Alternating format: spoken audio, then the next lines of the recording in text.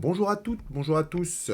Je vais vous refaire donc une petite vidéo hebdomadaire pour vous dire un petit peu ce que je vois après cette semaine qui, on peut dire, était quand même relativement ennuyeuse sur les marchés. Non pas cette fois-ci par la faute des Européens, mais par la faute des Américains avec leur fête de Thanksgiving qui a fait déserter l'ensemble des investisseurs sur la place. Mais pour autant, on a eu quand même quelques petites choses qui se sont matérialisées sur les indices européens et américains. On va regarder ça de plus près sur la vidéo que je vais essayer de faire avec vous. Alors je ne vais pas essayer de la faire trop longue parce qu'il ne s'est pas passé non plus énormément de choses cette semaine, mais quand bien même, il y a des choses à dire. Déjà, lorsque vous regardez les graphes que je vous ai mis à l'écran, qui sont des graphes annuels, d'accord, donc des graphes de très longue durée, vous avez le DAX donc à gauche, en gros DAX, CAC là, l'Eurostoxx ici, donc l'Europe, on va dire partie gauche, et les Américains, les US, partie droite, Dow Jones, Nasdaq, SP500. Qu'est-ce qu'on remarque? Déjà, on remarque quelque chose, en tout cas moi, qui me saute au visage tout de suite. Je vois que en clôture hebdomadaire, puisque là on a fini la semaine, je vois que les indices européens ont pour l'instant en clôture hebdomadaire, et non annuelle bien sûr, clôturé au-dessus de leurs Open 2022. D'accord? Vous avez ici les grosses bougies rouges qui correspondaient aux bougies de l'année 2022, et vous remarquez que ici, par exemple pour le DAX, on a bien clôturé au-dessus de l'Open 2022 qui se situait à 15 947. Idem sur le CAC 40, vous voyez que ici, on a bien clôturé au-dessus de l'Open de l'année 2022, et idem pour l'Eurostoxx 50, on a bien clôturé au-dessus de l'ouverture de l'année 2022. Ce qui n'est pas le cas des indices américains. Donc, même si à très court terme, on peut juger que les indices américains ont nettement plus de force que les indices européens, d'accord? Pour autant, ils n'ont pas encore rallié l'open des bougies de l'année 2022, d'accord? Donc, pour l'instant, on voit bien quand même que malgré tout, malgré les performances nettement plus fortes côté américaine, les indices européens ont performé quand même nettement plus en termes de niveau. D'accord? On le voit bien. Vous voyez ici, le Dow Jones n'a pas rallié encore son Open, le Nasdaq n'a pas rallié l'Open de 2022 et le SP500 n'a pas rallié l'Open de 2022. Donc, on va maintenant regarder d'un peu plus proche notre DAX et on va essayer de voir un petit peu le comportement du DAX. Donc, je repars sur une unité de temps inférieure, on va repartir sur le trimestriel. Donc le trimestriel, je vois toujours que j'ai toujours ma zone de travail qui est en train d'être travaillée, malgré la petite englobante trimestrielle qu'on avait eue au trimestre précédent. Donc on a effectivement, depuis la remontée depuis octobre 2022, on a freiné sur les hauts de 2021 et on a placé ici une englobante. Vous voyez bien que c'est une englobante. Pourquoi? Parce que le plus haut de cette bougie trimestrielle est bien au-dessus des plus hauts du trimestre précédent et on clôture bien sous les plus bas du trimestre précédent. Pour autant, cette englobante trimestrielle n'a provoqué pour l'instant que de peu d'effets. D'accord? On a juste eu une mèche qui est revenue chercher en fait la MM7 trimestrielle, mais on voit bien, alors le trimestre n'est pas fini, le trimestre finit fin décembre 2023, mais pour l'instant, moi ce que je vois comme ça de prime abord, c'est qu'on a quand même repris pratiquement plus de 60% du corps de l'englobante. Alors, le trimestre n'est pas fini, on ne peut pas encore conclure quoi que ce soit, mais on voit que les effets de l'englobante, pour l'instant, même si on a eu à un moment donné un break, vous voyez, une cassure des plus bas de cette englobante qui nous a quand même amené sur la zone des 14 006, pour autant, ça n'a pas été suivi d'effet. Mais, pour l'instant, on n'a pas encore repris la totalité de cette englobante. D'accord? Donc il faudra qu'on reprenne peut-être une clôture trimestrielle au-dessus de cet open trimestriel pour dire que, effectivement, l'englobante trimestrielle qu'on a eue là est en fait simplement une bougie d'alerte, mais qui en réalité n'en était pas une clairement. Je continue sur le mensuel. Donc le mensuel, nous avons toujours une énorme bougie qui s'est faite sur le mois de novembre. Je vous rappelle que cette bougie finira jeudi de la semaine prochaine. Et c'est là où je veux en venir. Je me suis amusé à faire quelque chose. Alors, je ne sais pas si ça va se reproduire, pas se reproduire. Mais j'ai remarqué, en faisant une petite analyse, alors je vous invite à la faire vous de votre côté, en regardant les après Thanksgiving. Je vous rappelle que le PIB américain, la croissance américaine, est en partie constituée par la consommation américaine. D'accord? Et le fameux Black Friday, Thanksgiving, qui se passe donc justement dans la période qu'on est en train de... dans le week-end dans lequel on est en train de vivre en ce moment, va être un excellent baromètre, en fait, pour vérifier cette consommation américaine. Et pour voir si vraiment l'économie américaine, malgré la hausse des taux, malgré la hausse de tout ce qu'il peut y avoir au niveau des banques centrales, malgré la fermeture des liquidités, est-ce que cette consommation répond toujours présente? Donc c'est pour ça que cette semaine, même si là, sur le mois de novembre, on a eu quand même une bougie quand même assez énorme, hein, je veux dire, vous regardez la bougie du mois de novembre, la performance est quand même de 8,2% sur le DAX, d'accord, qui a quasiment repris pratiquement 60% des 3 bougies rouges qu'on a eues là, d'accord? Donc, est-ce que l'après-Thanksgiving va provoquer quelque chose? Je ne sais pas, on verra. En tout état de cause, je sais qu'il reste 4 jours pour finir cette bougie. Il est clair que si on finissait comme ça, c'est-à-dire que si la bougie mensuelle du DAX finissait au-dessus de l'Open 2022, c'est-à-dire qu'on clôture en mensuel au-dessus des 15 947, alors on aurait potentiellement un signal d'alerte, en tout cas par rapport à tous les vendeurs qui sont rentrés là. D'accord? Donc on verra. Pour l'instant, je ne fais aucun plan. Je vais constater jour après jour sur les 4 jours qui vont venir à partir de lundi, voir si cette dynamique haussière continue, si on va continuer de rester au-dessus des 16 000, ou alors est-ce que d'ici la fin de la semaine prochaine, on va reprendre ces 15 947 et donc éventuellement laisser une mèche. Ce qui pourrait donner du baume au cœur, on va dire, aux acheteurs, c'est une clôture au-dessus. Et ce qui pourrait donner un peu plus d'espoir aux vendeurs, ça serait une clôture sous les 947, voire sous la MM7 mensuelle. Pourquoi? Alors, je ne vais pas revenir en détail, parce que ça serait un peu trop long à vous l'expliquer dans la vidéo, mais bon, nous, on a une astuce qu'on utilise beaucoup chez Momo Market Live, c'est de regarder en fait comment va se situer, comment va évoluer la moyenne mobile à 7, 20 et 50 périodes. Alors là, celle qui m'intéresse, c'est la 7e période. Ce que je sais, parce que j'ai un indicateur qui me le dit et qui me le calcule, qui me dit que si les prix ce mois-ci sont sous 15 922 ici, on aurait éventuellement une MM7 qui, là, pour l'instant, est haussière, elle deviendrait baissière.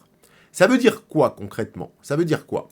Ça veut dire que si je me fie à une moyenne mobile de court terme, d'accord, qui m'indique normalement le suivi de ma tendance, d'accord? Vous voyez que, par exemple, là, lorsqu'on est monté en mensuel, les prix n'ont fait que monter, et ma moyenne mobile a longé mes prix, d'accord?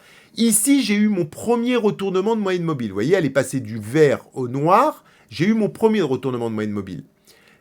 Concrètement, si jamais, à la fin du mois, je clôture sous ces 15 922, eh bien, je sais que ma moyenne mobile, ici, qui pour l'instant, comme les prix sont au-dessus de ces 15 922, elle est pour l'instant impactée positivement. Je sais que si je passe sous ce niveau, ma moyenne mobile va redevenir impactée négativement. Et par conséquent, je peux peut-être espérer que les prix viennent rebaisser. Mais pour autant, au vu de la taille de la bougie, si jamais on devait rester dans une bougie comme ça, d'accord? Bah, c'est très simple. Pour moi, on dirait que les prix, pour l'instant, auraient repris des niveaux majeurs. Et là, ce qui va m'intéresser pour trouver éventuellement une dégradation du marché, eh bien, c'est les 50% de cette bougie que je peux qualifier d'impulsive. On est bien d'accord. Moi, je pars du principe que lorsque l'on a une bougie, alors ce que j'appelle à grand corps, c'est-à-dire c'est une bougie où le plus haut et le plus bas sont extrêmement faibles, d'accord? On est parti d'un point A et on finit à un point B sans faire un grand plus haut, sans faire un grand plus bas. D'accord? Un peu dans l'esprit de la bougie qu'on a eue ici, vous voyez, en janvier 2023. Eh bien, cette bougie va pour moi être un repère dans le temps. D'accord? Ça va être une bougie, ce que je vais appeler une bougie repère mensuelle. Et je vais considérer la chose suivante. Alors, tant que je resterai au-dessus des 50% de cette bougie, qui sont situés à 15 410. Alors, évidemment, la bougie n'est pas terminée. Par conséquent, la FIBO, le retracement que je place, est totalement anticipé. Normalement, ce phénomène, je dois le faire à partir de la semaine prochaine, à partir de jeudi 17h30. Mais supposons que d'ici jeudi, j'ai à peu près défini mon plus haut et mon plus bas. D'accord? Par conséquent, je peux mettre ma FIBO entre ces deux bornes. D'accord? On le réajustera éventuellement la semaine prochaine si le plus haut venait à augmenter. Mais supposons qu'on est arrivé pas loin de son plus haut. Eh bien, c'est très simple. Pour les semaines qui viennent, je vais considérer que tant que le marché ne casse pas 15 410, c'est-à-dire les 50% de cette impulsion, eh bien pour l'instant, il n'y a pas d'alerte baissière. D'accord? Et si jamais on venait à casser ces 15 410, en clôture mensuelle, alors on aurait éventuellement déjà une alerte en clôture hebdomadaire, mais supposons qu'on arrive à les recasser en clôture mensuelle, alors j'aurai un trade tout trouvé pour pouvoir aller chercher la base de ma bougie, c'est-à-dire la zone des 14 008, 14 007. Voilà. Maintenant, si on reste au-dessus de ces 14 410, de ces 15 410, alors dans ce cas-là, il faut continuer à chercher une dynamique haussière au-dessus de l'Open 2022. D'accord? Donc ça, c'est pour, on va dire, le plan de manière factuelle. Pour autant, je garde à l'esprit qu'on est quand même revenu sur l'Open 2022 et qu'à mon avis, il va y avoir certainement des vendeurs à cet endroit-là qui vont avoir légitimement, après la hausse fulgurante qu'on a eue, des envies de vendre. Pour autant, ça ne veut pas dire que le marché va tout retracer. On peut très bien avoir un phénomène sur le mois de décembre d'une bougie qui pourrait éventuellement retracer une partie de la bougie de novembre sans pour autant casser ses 50%. Et ainsi, on pourrait très bien avoir un retracement à l'intérieur du corps de novembre et finir éventuellement le mois de décembre. Vous savez que le mois de décembre, c'est un mois un peu particulier. Et c'est un mois où il y a les fameux habillages de bilan, où tout le monde se dit, ça y est, l'année est terminée, on va finir comme ça et on verra bien l'année prochaine. Donc on pourrait très bien revenir retracer à l'intérieur de cette bougie, par exemple revenir, je sais pas moi, vers 15 550, 15 006, vous voyez, et pour autant finir l'année en doji, avec peut-être un petit plus haut, qui pourrait nous amener à 15 100, 15 170. D'accord ? Je ne parie pas sur le fait que le marché pourrait accélérer fortement d'ici la fin de l'année. Je ne vois pas à l'intérieur des marchés les catalyseurs qui pourraient éventuellement donner cette force au marché d'aller. Surtout que je vous rappelle, à mes yeux, pour moi, l'événement majeur qui va guetter maintenant et qui va driver les marchés, pour moi, c'est le 13 décembre. Donc c'est encore un peu loin. On est quand même à presque 20 jours de cette date. C'est la réunion de la politique monétaire le 13 décembre. Ça sera la dernière réunion de l'année. Et au vu des chiffres d'inflation qu'on a eu récemment aux États-Unis, tous les espoirs se sont mis en place vers un pivot de la Fed. Donc à mon avis, la dernière réunion de la Fed du 13 décembre de l'année va être extrêmement scrutée. Et pour moi, ça pourrait être éventuellement le catalyseur de fin d'année qui pourrait soit nous dire on retrace dans la bougie, si jamais Jérôme Powell venait à doucher les espoirs d'un éventuel point pivot sur le mois de mai. Je vous rappelle que le pivot des taux, pour l'instant, selon les anticipations des traders, est aux alentours du mois de mai. D'accord ? avec un pourcentage assez équilibré, mais aux alentours du mois de mai. Ou alors, il aurait un discours plutôt dovish, et dans ce cas-là, les marchés pourraient partir très très vite encore à la hausse et continuer leur hausse en étant confortés dans le fait que Jérôme Powell ne remontera pas les taux et que peut-être il pourrait dire si les chiffres continuent de s'améliorer, pourquoi pas éventuellement réfléchir à les baisser. Pour ma part, je vous donne mon sentiment personnel, je ne crois pas en cette théorie, mais ce n'est qu'un avis personnel et totalement arbitraire. Je pense plutôt que l'inflation a été un très bon prétexte pour pouvoir remonter les taux d'intérêt, parce qu'on ne pouvait pas rester indéfiniment dans des taux négatifs, voire dans des taux à zéro. Donc les taux d'intérêt sont montés, et pour ma part, je pars du principe qu'il va rester dans un discours où il va continuer de dire que le combat contre l'inflation n'est pas terminé, et à mon avis, je pense sincèrement que la baisse des taux, elle aura lieu, mais elle aura lieu au moment où on aura éventuellement des signes de récession aux États-Unis. On s'attendait tous qu'avec cette montée des taux fulgurants, que l'économie, elle ralentisse beaucoup plus fortement que prévu, ce qui n'est pas du tout le cas. Quand vous regardez les chiffres de croissance des États-Unis, on voit que depuis un an, plus d'un an que les taux ont été remontés, ça n'a pas affecté énormément l'économie. Et je pense que Jérôme Powell veut garder en fait ses cartouches de baisse de taux que lorsqu'on aura vraiment un ralentissement dans l'économie. Et donc, comme il sait pertinemment qu'on va rentrer dans le noyau dur de l'inflation, c'est-à-dire que même si l'inflation est tombée sous les 3% encore et 4% en inflation classique, il sait très bien que pour atteindre les 2% qui est l'objectif de la Banque centrale américaine, il va falloir beaucoup de mois, et c'est pour ça qu'il continue de garder son discours. Nous voulons quand même beaucoup de données qui nous prouvent que l'inflation est ramenée à notre objectif avant que nous commencions à baisser les taux.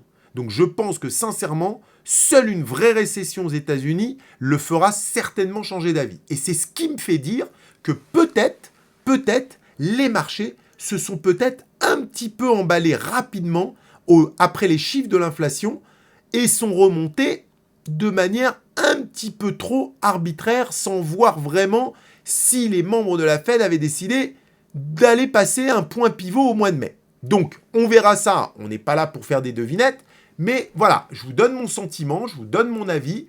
Il faudra voir avec les prochaines données qui arriveront, il faudra voir la réunion du 13 décembre pour savoir si effectivement il y a un changement d'avis ou pas, mais pour l'instant, on ne peut rien dire à l'avance, on peut juste faire des suppositions. Donc, je reste toujours collé à mon graphique et je pars du principe que tant que le marché restera au-dessus de ces 15 410, plutôt un sens acheteur à privilégier.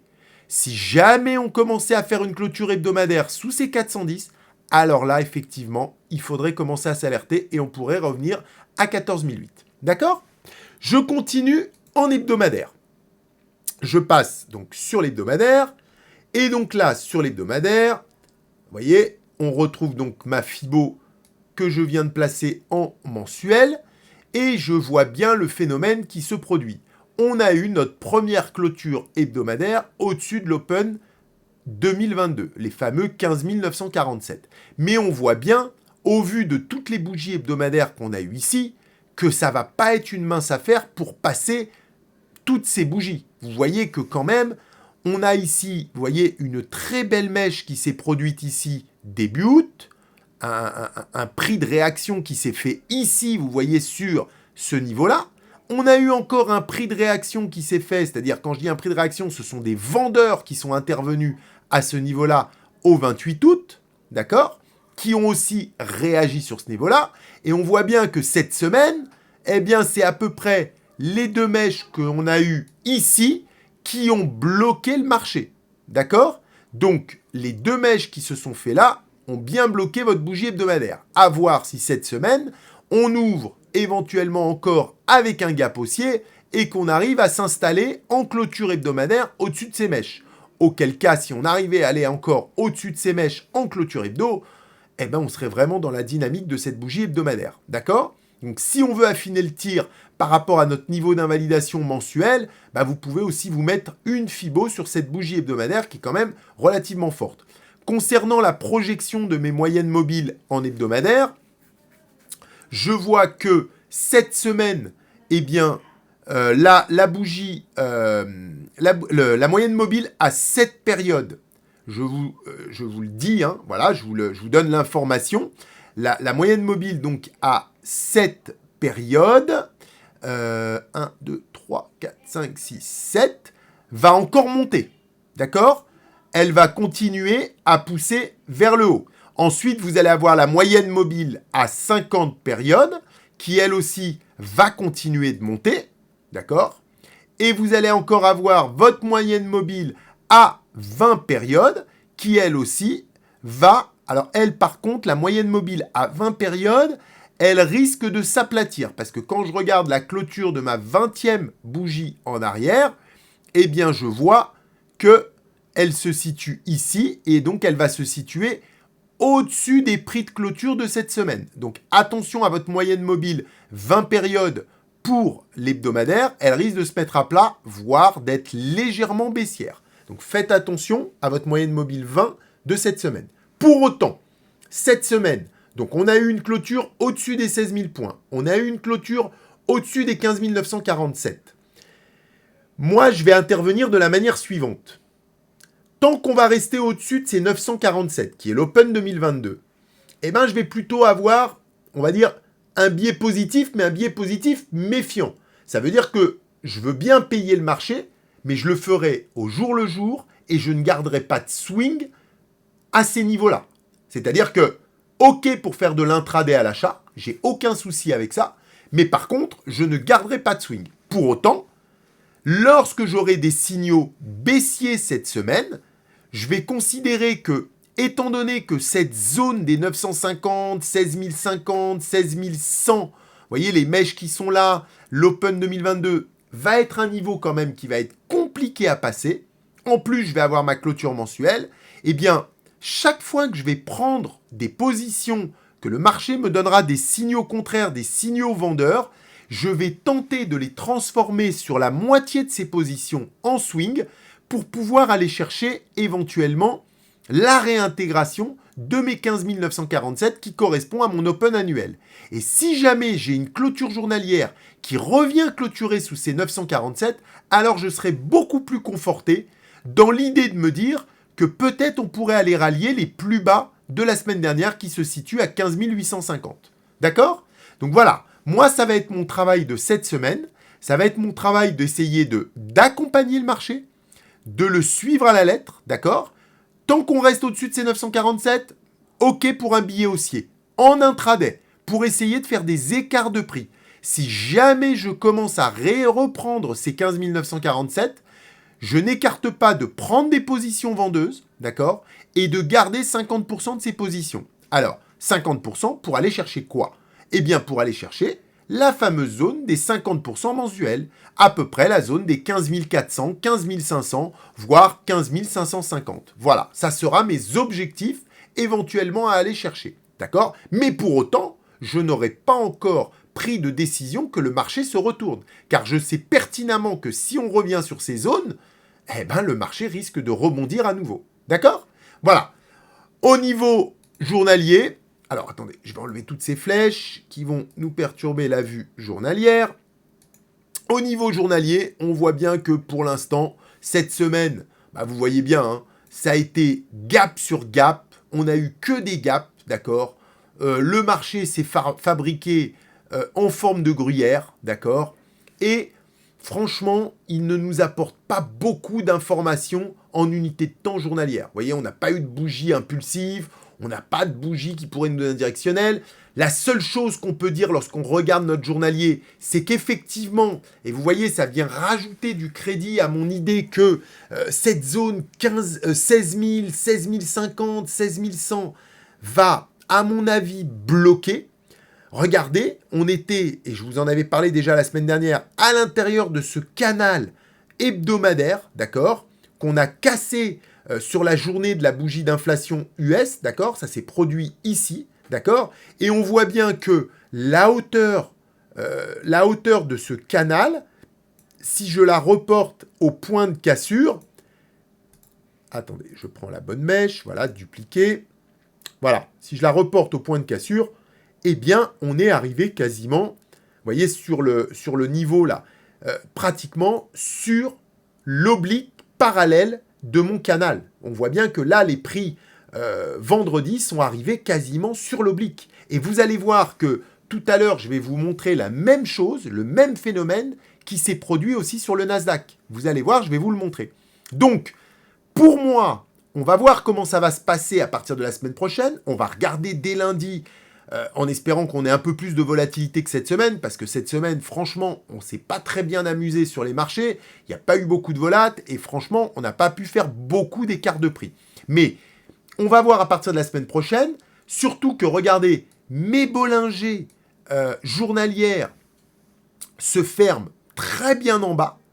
En haut, ça reste encore relativement ouvert, mais on pourrait assister éventuellement à des Bollinger qui commencent à fermer sur la partie haute. Auquel cas, si nos Bollinger en haut la semaine prochaine venaient commencer à se fermer en haut et que ça se ferme en bas, ben derrière, normalement, quand vous avez des Bollinger qui se ferment en haut et en bas, la logique, c'est retour à la moyenne mobile 20. Et regardez où se situe votre moyenne mobile 20, eh ben, elle n'est pas loin de ma middle zone, la fameuse zone dont je vous parle, qui correspond aux 50% mensuels de la bougie de novembre. D'accord? J'ai tracé aussi une oblique ici en noir que vous pouvez voir ici, cette oblique noire qui reprend en fait toute la tendance qu'on a eue depuis les 14008 et qui sera certainement un bon benchmark, un beau signal à surveiller si jamais cette semaine elle venait à être cassée. D'accord?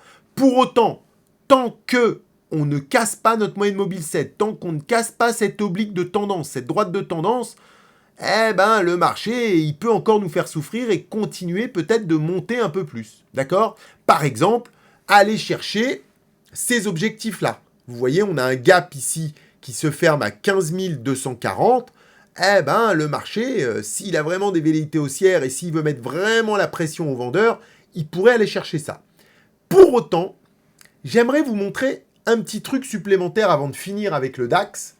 Et vous savez que moi, j'attache énormément d'importance aux options. Alors, tout le monde ne connaît pas ce que font les options et à quoi servent ces produits d'options, mais pour rester rapide sur la définition d'une option, une option, en fait, ce sont des produits en fait que des grands fonds d'investissement travaillent énormément, d'accord? Autant nous, on a pour habitude de travailler sur les produits dérivés, les CFD, les futurs, autant les vrais traders, les gros traders, ceux qui investissent vraiment beaucoup d'argent sur le marché, bah eux, ils sont pas comme nous toute la journée collés au marché et ils préfèrent investir sur des options. Une option, c'est quoi? Une option, c'est un droit à acheter un produit, donc en l'occurrence là, par exemple, le DAX, à un prix défini à l'avance. C'est-à-dire que vous allez avoir un market maker, vous allez avoir un organisateur de marché qui va vous proposer de pouvoir acheter le DAX à un certain prix,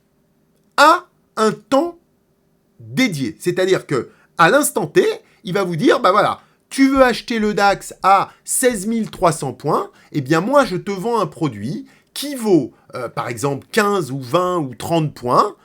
Alors, ce prix, bien sûr, est déterminé par rapport à la volatilité. Et ce produit sera valorisé. Plus on se rapprochera des 16 300 points, plus ce produit se valorisera. Mais attention, ce produit se valorisera uniquement dans une période de temps donnée. Donc, les traders, eux, aiment bien travailler ça. Et en fait, vous avez des produits qui sont proposés par les market makers à la baisse et des produits qui sont proposés à la hausse. D'accord?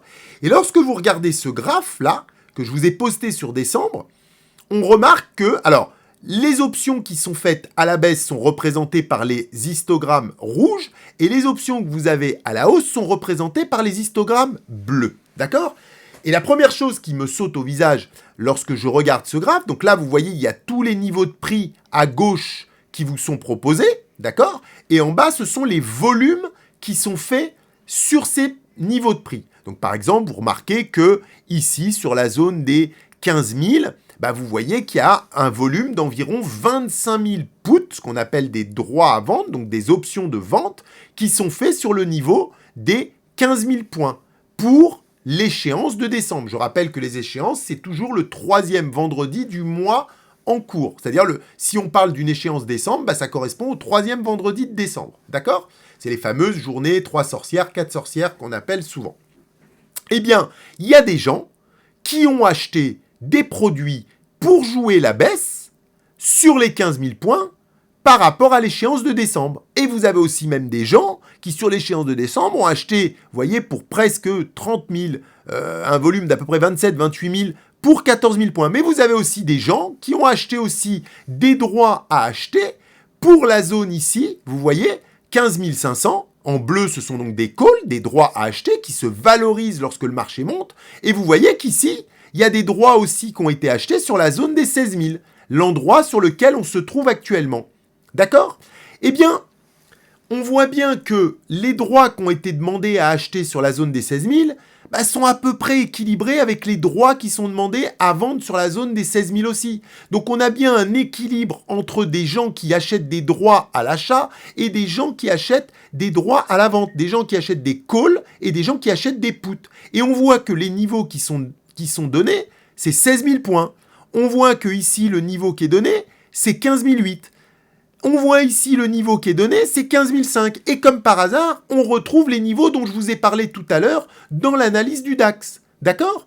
Donc on voit bien que, à mon avis, d'ici la fin décembre, il y a peu de chances, au vu de l'équilibre des droits d'achat et des droits de vente qu'on a entre 15 005 et 16 000, que le marché sorte de ces bornes-là pour la fin d'année. Vous voyez ce que je veux dire? Même si pour autant, on voit bien des gros droits de vente qui sont pris ici sur le marché sur des positions très très basses. Sauf que ces positions de droits de vente, ils ont été achetés bien avant le mois d'octobre ou même le mois de septembre. Donc à mon avis, alors que les positions qui sont prises là, elles ont été prises récemment.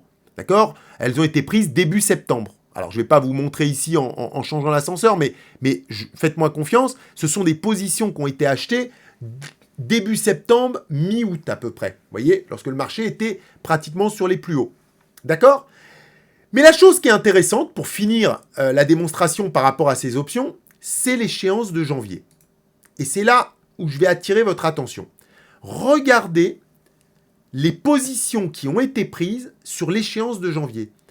On voit quand même qu'il y a des petits malins qui commencent à accumuler des options, d'accord, sur des niveaux quand même relativement bas, notamment 14 100. Regardez ici, 14 005. Regardez ici, 15 150, 15 002. Alors les volumes ne sont pas encore énormes, vous voyez, sur le 14 100, on a 13 000 de volume. Sur le 14 550, on a 6-7 000. Donc, on va voir qu'est-ce que veulent dire ces options, mais dites-vous que lorsque les gens achètent ces protections-là, ils ne les payent pas cher, car actuellement on est à 16 000 points sur le marché, et donc lorsque vous achetez ces options de vente, ces paris de vente sur l'échéance donc de janvier, sur le 3e vendredi du mois de janvier, ce sont des paris qui sont pas chers. Est-ce que ces gens-là ont acheté ces paris pour se protéger sur une éventuelle baisse, ou est-ce que ces personnes-là ont acheté ces options à des fins de pouvoir acheter le marché lorsque le marché sera revenu sur ces niveaux-là et se servir en fait de ces options de vente comme protection pour pas que le marché aille beaucoup plus bas. Quid de la réponse? On verra ça dans les prochaines semaines. Mais en tout état de cause, ce que je peux vous dire, c'est que ces options-là, qui ont été achetées à 14 100 et 14 005, elles ont été achetées très très récemment. Je crois qu'elles ont été achetées autour du 14 et du 15 novembre. D'accord? Donc, achetés sur les plus hauts du marché. Par conséquent, ils les ont achetés à des prix très faibles. D'accord? Et donc, je pense que ce sont des achats d'options. Voilà. Donc ça, on verra au fil du temps. On verra comment ça évoluera. Pour l'instant, ce sont simplement des indices techniques qui me laissent penser que cette zone des 16 050, 16 100, allez peut-être 120, 130, ça va pas passer facilement côté acheteur. Je pense que le marché, au vu de ce qu'il a fait sur le mois de novembre, même si je ne crois pas pour l'instant à un retournement court terme sur le marché, je m'attends quand même à une phase un peu en forme de rounding top. Vous savez ce qu'on appelle le fameux rounding, c'est l'arrondi qui peut se faire sur le marché, d'accord, un espèce d'arrondi, et qui pourrait éventuellement nous ramener dans cette middle zone 15 500, 15 600, d'accord. Mais pour autant, tant qu'on n'aura pas cassé les 15 400, il n'y aura pas de retournement de marché, il n'y aura pas d'alerte de retournement de marché, et il faudra faire très attention à cette zone, qu'elle ne donne pas lieu à un nouveau rebond pour une nouvelle impulsion haussière qui pourrait cette fois-ci nous ramener carrément sur les plus hauts historiques. Voilà. Je ne vois pas d'autre chose à vous dire. Je vais juste vous montrer par contre, parce que j'estime que c'est important aussi que je vous montre ce que je vois aussi sur les autres indices, d'accord. Sur le CAC, bah c'est pareil, hein.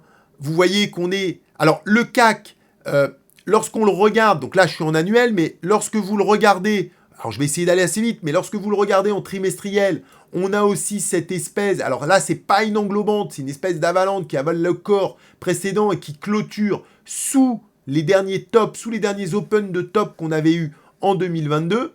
On voit aussi qu'il a tenu sa MM7, on voit aussi qu'il a repris pratiquement 50% de la bougie rouge qu'il a fait le mois précédent.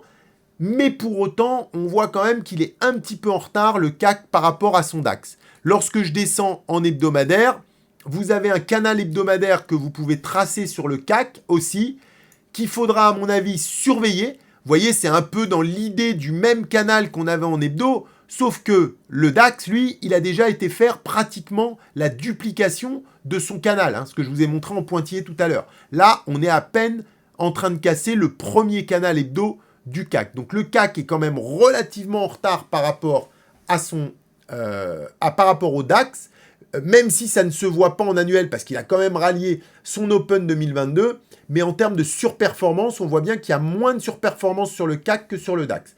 L'Eurostoxx, bah, c'est à peu près dans la même veine hein, que le DAX, ça suit à peu près le DAX, il est à peu près dans la même histoire.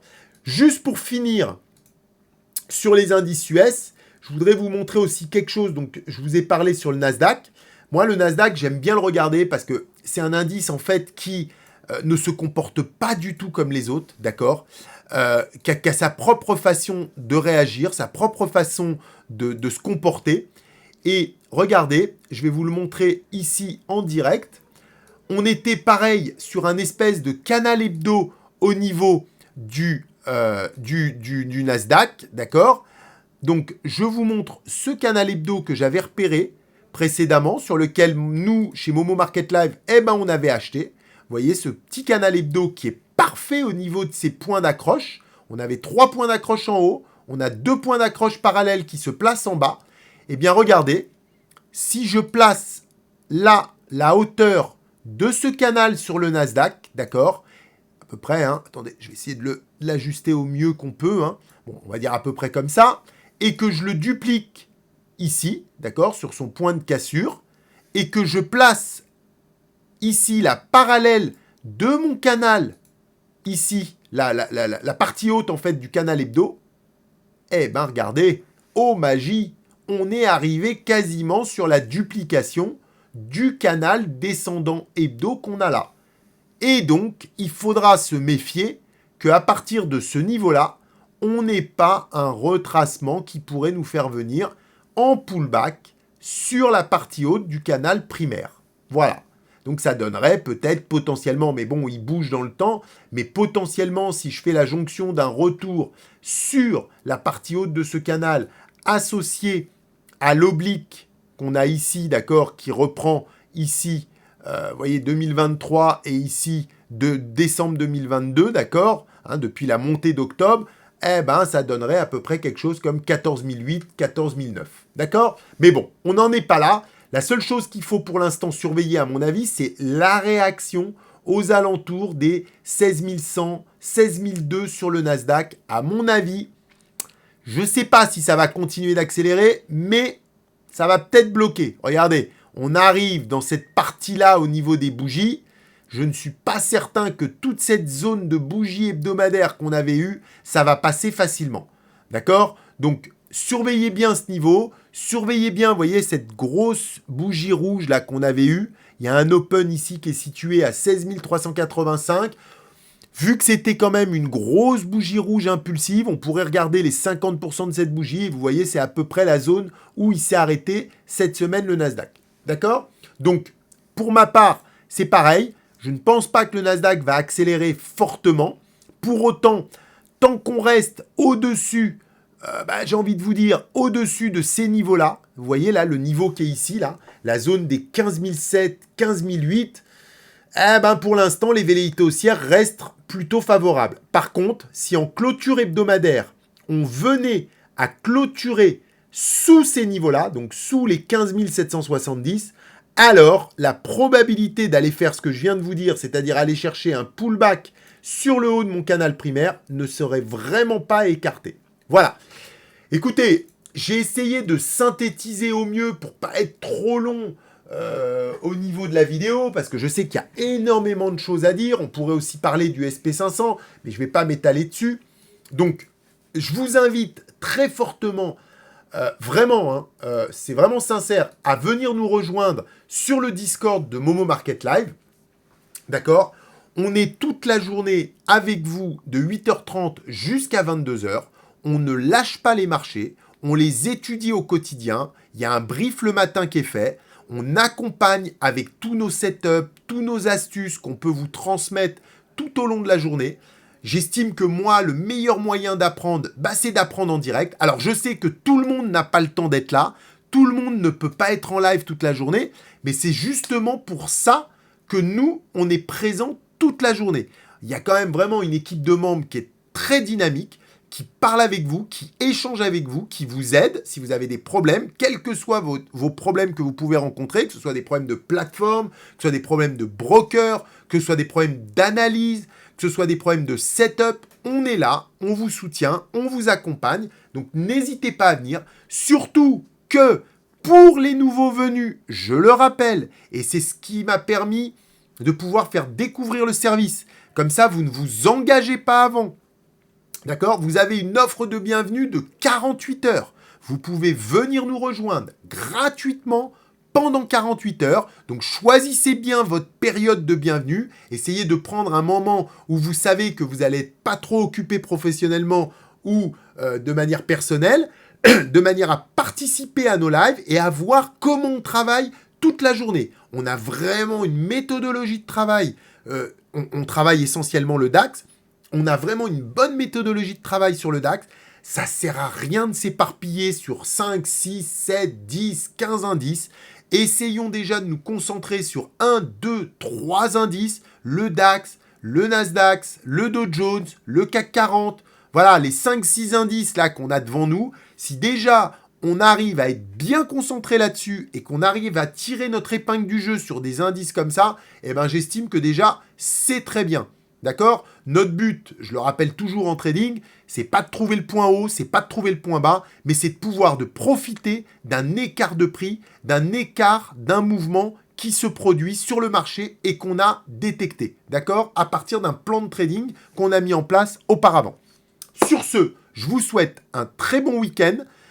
Pour avoir le lien pour pouvoir nous rejoindre sur Momo Market Live, vous l'avez sur Twitter. Je vais vous le reposter encore une fois sur Twitter. C'est extrêmement facile. Vous cliquez sur le lien, vous allez dans la section support, d'accord? Et vous ouvrez un ticket offre de bienvenue 48 heures. Et à partir de là, on vous déclenche votre statut membre et vous avez accès au salon vocal Trading Live. Même si vous décidez de ne pas vous abonner, ce n'est pas grave.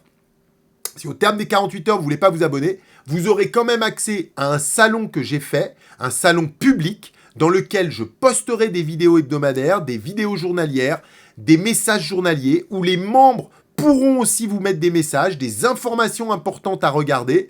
Donc, même si vous ne voulez pas nous rejoindre en tant que membre, ce que je peux tout à fait comprendre parce que votre situation professionnelle ne vous permet pas d'être tout le temps avec nous, d'accord?